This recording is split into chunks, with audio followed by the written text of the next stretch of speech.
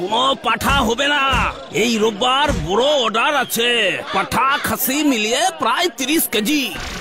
পাঠার বডিতে খাসি ঢুকিয়ে ভেজাল দিচ্ছিস হ্যাবলা? এত বড় সাহস তোর? তুই যাবি নাকি আমি নামবো? না মানে বলছি এই রোববার কোথায় এত পাঠা যাচ্ছে রে হ্যাবলা? ওই যে আতাপাড়ার বোমা সংঘের পিকনিকে সব পাঠা বুক আছে। ফোট দেখি এখন, কাজের সময় ঝামেলা করবি না। বলতে মামা পাচুরে, বোমা সংঘ আমার পাঠা নিয়ে চলে যাচ্ছে, আমার বুলটির পাঠা নিয়ে চলে গেল। তোরা এখনো চুপচাপ দাঁড়িয়ে আছিস কেন এখানে? এখনো রাগে আমার পাঠা না মানে মাথা গরম হয়ে যাচ্ছে কিন্তু।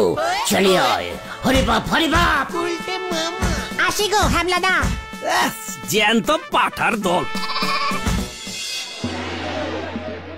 কি কি বলছিস? কি পাচার হচ্ছে? পাঁঠা পাচার হচ্ছে। আপনার এই গলতপুরের 30 কেজি পাঁঠা ওই আতাপাড়ায় পাচার হয়ে যাচ্ছে। যে করেই হোক এটা আটকাতেই হবে আপনাকে হলদরদা। এই ওই সব কি বলছে? এই যে বলছি, ওই বোমা সংঘের পিকনিকে পাঁঠাগুলোকে ভালো করে ধুয়ে মশলা মাখিয়ে খাসির মাংস তৈরি করবে। ছি ছি ছি ছি ছি ছি, এক্ষুনি আটকান।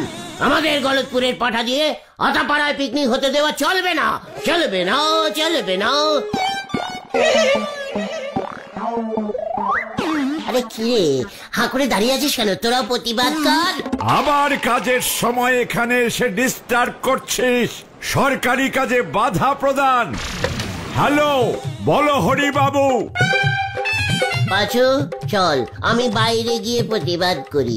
গলতপুরের পাঠা পাচার রুখতে হবে, রুখতে হবে, রুখতে হবে, রুখতে হবে, রুখতে হবে, রুখতে হবে। জিন্দাবাদ জিন্দাবাদ জিন্দাবাদ জিন্দাবাদ। ক্যালটা বুলাস পাঠাকে জিন্দাবাদ বলছে। একটা সামান্য পাঠা জোগাড় করতে পারবি না তোরা? সামান্য 8 কেজি সাইজের একটা পাঠা। মাঠে যেগুলো ঘুরে বেড়ায় সেগুলো কি পাঠা না ছাগল গুলটে মামা? যেগুলির দাড়ি আছে সেগুলি পাঠা। জয় গুরু। কেস কিন্তু আরো গন্ডগোল হবে গুলটে মামা। ব্রুম ব্রুম ব্রুম। ও তোমরা এখানে? কেন রে বুদন, বুলটি কিছু বলেছে? না না, বাবা বললো তোমাদের আর পাঁঠা জোগাড় করতে হবে না। কেন রে বুদন, তোর বাবা কি কোনো ফ্যামিলি পাঠা পেয়ে গেছে? আরে না না, দিদি মা আর আমি রোববার ওই বোমা সঙ্গের পিকনিকে যোগ দিচ্ছি। ওখানে কচি পাঁঠার মাংস আর ভাত, সকালে ডিম পাউরুটি, কলা, মিষ্টি, বিকালে কফি আর বিস্কুট। হেভি ব্যবস্থা। পাঁচুরে, বুদনকে বোঝা ব্যাপার আর পিকনিকে যেতে নেই। না না, ওসব বুঝে কাজ নেই। আমার বলার কাজ বলে গেলাম, এখন আমি যাই। না না না, ওই বোমা সঙ্গের পিকনিক আমি যদি বন্ধ না করেছি তবে তোমার নাম চেঞ্জিং হবে আর আমার নাম ঘটনি থাকবে। পাঠা দিয়ে কিভাবে পাঠা তুলতে হয় সেটা আমি ভালো করেই জানি।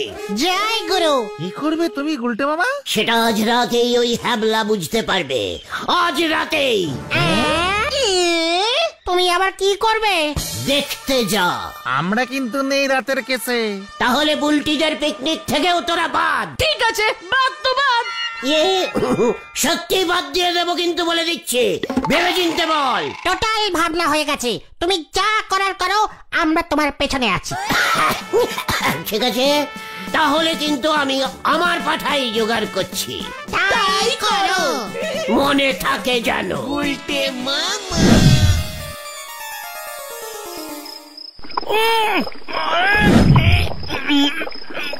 কি চাপ পার গায়ে রে বাবা।